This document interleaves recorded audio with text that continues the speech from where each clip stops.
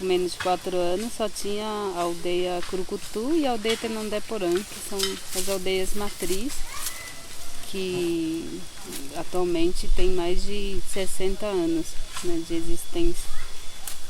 E a aldeia Gurapaju e Brilho do Sol são aldeias novas que pra gente Guaranimbá, pro nosso povo ainda ela está no mesmo território, mas pela questão geográfica, pela divisão de espaço territorial, essas duas aldeias já estão dentro de um pedacinho de São Bernardo.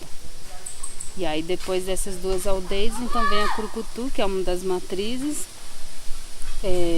Daí depois tem a Calipetã, que é aqui. Depois tem o Tenonde-Porã. Curaninheiro! Pecurani! E aí tem a Calipetã, que tem 3 anos. Daí tem o Tenondé, que tem mais de 60 anos, igual a Curucutu. E aí depois tem Urenchancã, que está no Marcilac, no território do Marcilac. E aí, contando com essas duas de São Bernardo, então a gente tem 6 aldeias do povo Guaranimbá aqui na região. E aí, por uma concepção cultural de conhecimento espacial, para a gente Guaranimbá, nem Argentina nem Paraguai é outro território. Daí os nossos anciões, a nossa história conta que antes da invasão do europeu, esses territórios eram o único território.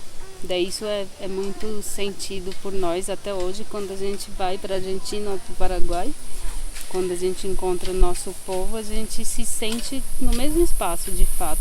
A língua é a mesma, a concepção, cosmologia, enfim, o modo de fazer as coisas, a alimentação, tudo de fato é igual, assim. E aí então depois que esse território foi invadido pelos Juruá, né, pelos não indígenas, é que teve todas essas separações, né? E aí então se a gente não separa nem Paraguai nem Argentina, imagina São Bernardo. A abertura de uma sala de aula do estado, ela ainda não aconteceu nem na Gurapaju, nem no Brilho do Sol, por conta de que essas duas aldeias que se formaram antes mesmo dessa aldeia Calipetã, então elas têm quase 5 anos, mas até hoje não teve abertura da sala de aula, porque a SU3, que está dentro do município de São Paulo, diz que não é responsabilidade deles, que é uma demanda que tem que vir de São Bernardo, da Secretaria de Educação de São Bernardo. Daí quando vai para São Bernardo, o pessoal fala, a gente não tem experiência com a educação indígena. E aí então quem tem já é que tem que fazer. Daí ficam jogando um pro outro. Mas enfim, daí resumindo, a gente tem então 6 aldeias na região, que são aldeias que estão sendo que tem moradores, que em sua maioria é dessas duas aldeias centrais mesmo, aqui de Parelheiros, que é do Curucutu e da Tenondé, exceto o Urenchancã, que está na aldeia do Marcilac, e aí perto ali da cachoeira de Marcilac. Daí as famílias que hoje estão morando lá, a maioria é da aldeia de Jaraguá. A aldeia Urenchancã, eu acho que está mais povoado do que o Calipetã aqui. Mas enfim, a gente tá tendo uma dinâmica de ter bastante contato um com o outro. As aldeias, né? De fazer intercâmbio, de ir fazer trabalhos coletivos para recuperação do solo degradado, para fazer plantio de frutas e árvores nativas, para colocar sementes tradicionais na terra, para as crianças verem crescer, colher, comer e aí resgatar todos os princípios da culinária guarani, da parte espiritual em relação à consagração dos alimentos. E aí a gente está tendo uma boa parceria, assim. E aí a Urenchancã, Calipetã, Brilho do Sol, Gurapaju, essas 4 novas aldeias, a gente tem uma realidade hoje de ter a portaria declaratória, que é o segundo passo depois do reconhecimento da FUNAI, de que o território é o território indígena. E aí tem a portaria declaratória. A gente recebeu em maio do ano passado pelo Eugênio Aragão, que foi colocado pela Dilma rapidamente.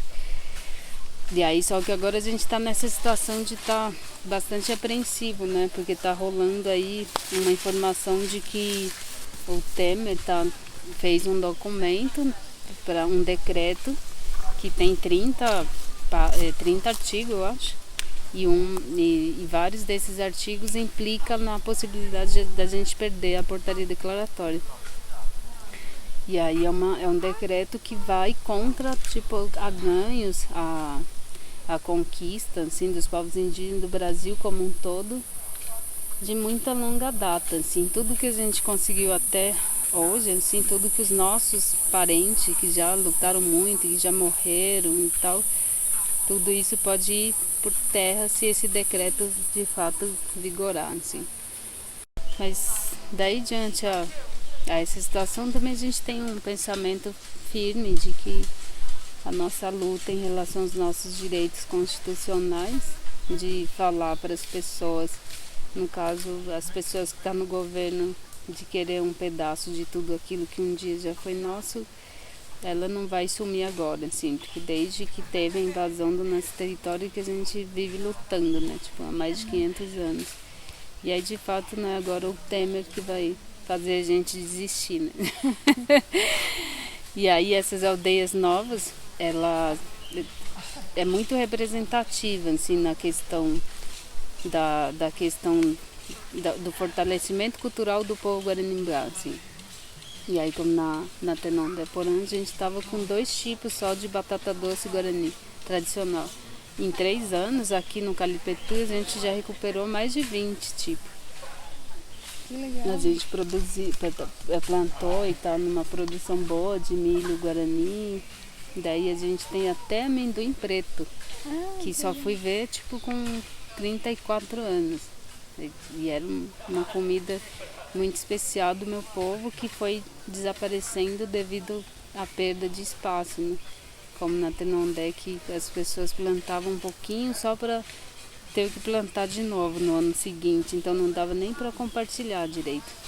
E aí então todos esses ganhos, como ter mais de 20 tipos de batata doce aqui no Calipetu, é uma situação que fortalece o nosso espírito, assim, de que, enfim, com ou sem portaria a gente não sai daqui. As escolas estaduais é recente aqui na capital de São Paulo para o povo Guaranimbá. Ela deu início oficialmente em 96, 97. Isso depois de uma grande luta mesmo. Porque antes as aldeias da capital de São Paulo, nem a FUNAI, que tinha uma sede lá no Bauru, reconhecia, ou queria reconhecer que tinha aldeias Guarani em São Paulo. E aí ela é bem recente, assim. E aí pela legislação, de fato, o Estado é o que tem como responsabilidade maior lidar com essa questão da educação diferenciada indígena. Que aí a escola tem que dar conta de uma forma bilíngue, assim. Tem que ensinar o Juruá e o português. O Juruá é o não indígena. E aí tem que também desenvolver aprendizado no seu modo de ser, assim, que a gente fala em Anderecó. Mas enfim, ela é recente e eu diria que tem muita coisa para fazer para ela de fato se tornar um ponto de bem, assim, na aldeia. Porque por hora a gente está num trabalho de construir o PPP, de construir o currículo, porque ela se torna cada vez mais um ponto estranho, assim, na aldeia, que ameaça alguns desenvolvimentos, assim, do aspecto cultural do povo guarani. Ela vai se tornando algo comum, como é na cultura de Juruá, assim. Você tem que ir para a escola para ser alguém na vida. Significa que se você não for para a escola, você não é nada. E isso fere drasticamente a nossa cultura, porque para mim,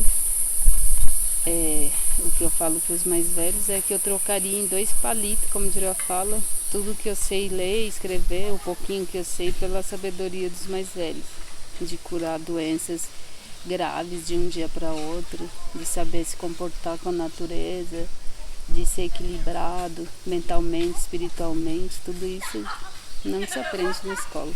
De fato, essas pessoas não foram para a escola, mas são muito importantes e dá de mil a zero e muitos que acham que sabe de alguma coisa porque foi para a escola.